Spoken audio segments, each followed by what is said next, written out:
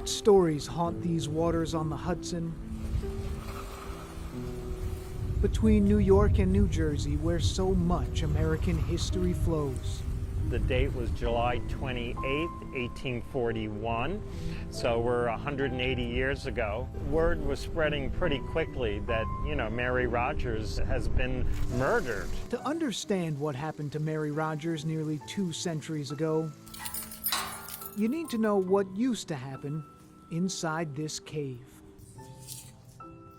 It's called Sybil's Cave, and in the mid-1800s on the Jersey side of the Hudson River in Hoboken, New Yorkers with money came to the natural spring here as a weekend getaway.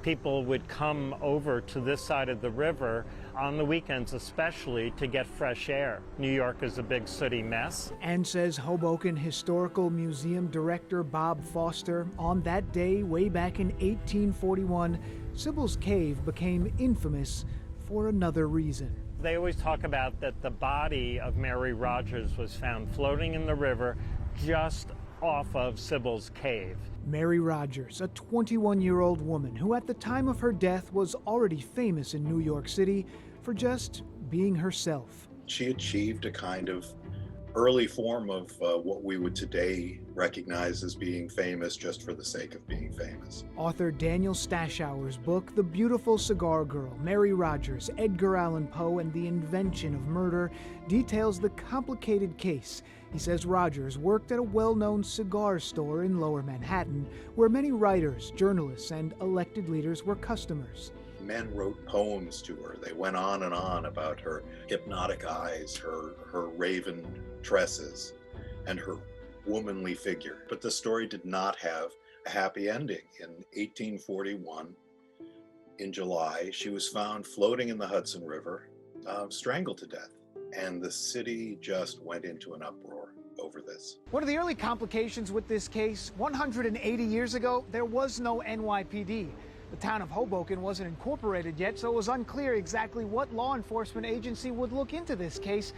And that's one of the things that slowed down this investigation in the early stages as everyone tried to figure out just how Mary Rogers came to be floating in the Hudson River. So, about a year later, Edgar Allan Poe weighs in, and he decides that he is going to write a story about this. With the investigation going nowhere, legendary writer Edgar Allan Poe, who happened to be a frequent customer of the cigar shop, wrote a short story about the death, considered among the first true crime stories of its time, though he changed the name to The Mystery of Mary Roget. You look back on it now and you realize Poe all but created the true crime genre with this story.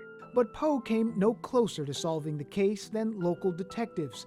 There were rumors Rogers may have died as a result of a botched abortion, but Stashower says the facts don't line up there. There was a lace cord tied around her neck, and one of the descriptions, early descriptions of her, was nightmarish beyond imagination. Her fiancé at the time also committed suicide a short time later, leading to more speculation, but it all led to nowhere. Nearly 2 centuries later, what happened to Mary remains a mystery, hidden deep in these waters and beyond this cave, where history sometimes has a way of staying hidden.